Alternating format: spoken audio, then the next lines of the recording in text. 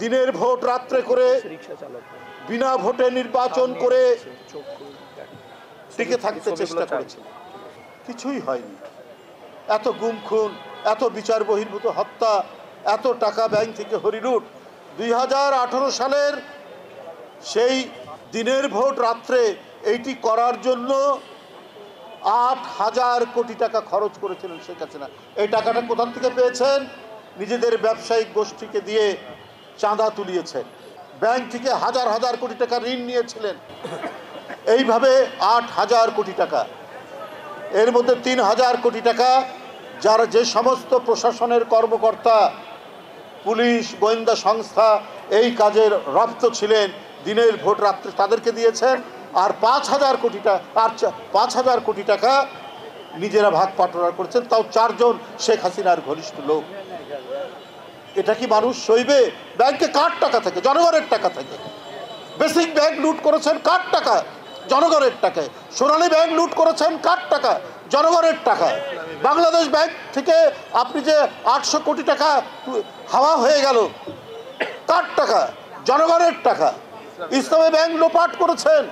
আরে এর যে মালিক, যার কাছে মালিকানা দিলেন এস আলম, সেই তার যে গার্ড, তার যে প্রহরী, বাসাল্য করে একটা চাকরের মতো, তারই কয়েক হাজার কোটি টাকার পাওয়া গেছে, প্রমাণ পাওয়া গেছে।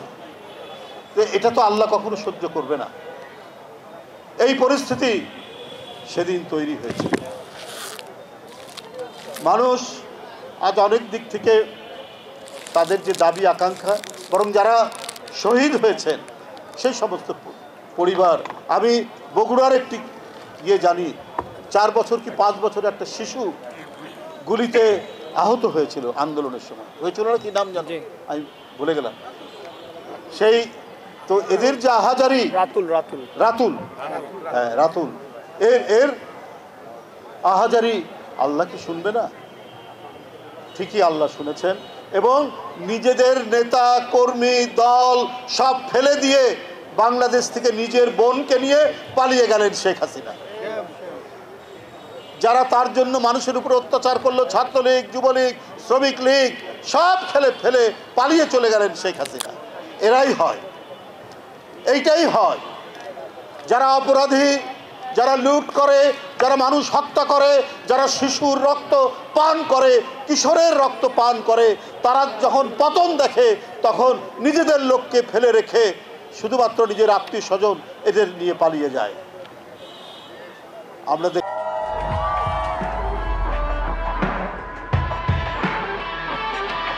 জাতীয়তাবাদী শক্তির প্রতিটি মানুষ আস্তে আনন্দিত বোধ করে, গর্ববোধ করে। যেখানে জন্মেছিলেন এদেশের একজন সত্যিকারের রাষ্ট্রনায়ক, মহামানব, স্বাধীনতা যুদ্ধ, গণতন্ত্র প্রত্যেকটি ক্ষেত্রে যার অসামান্য অবদান, শহীদ রাষ্ট্রপতি জিয়াউর রহমান। এই জেলারই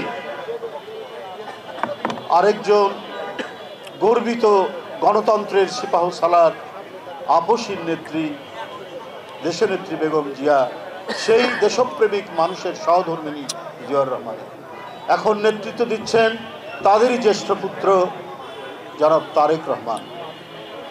আমি অত্যন্ত গর্বিত হই। আতিকুর রহমান রুমন যখন আমাকে আমরা বিএনপি পরিবারের সাথে যুক্ত করে, উনি অ্যাডভাইজার হিসাবে যুক্ত করে যখন রেখেছেন, তখন তাদের প্রত্যেকটি প্রোগ্রামে যাই। আমরা তো রাজনীতির লোক, রাজনীতি করি, মিছিল করি, মিটিং করি, এইসব নিয়েই ব্যস্ত থাকি।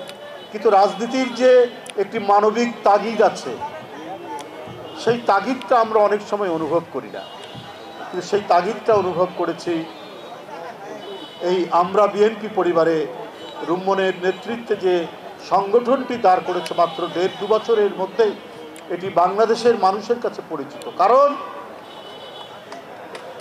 এই সংগঠনের যিনি প্রধান পৃষ্ঠপোষক, বিএনপির ভারপ্রাপ্ত চেয়ারম্যান তারেক রহমান, তিনি এর পৃষ্ঠপোষকতা দান করেন, এবং তার যে মানবতার প্রতি যে আকুলতা, এটা অভিভূত করেছে।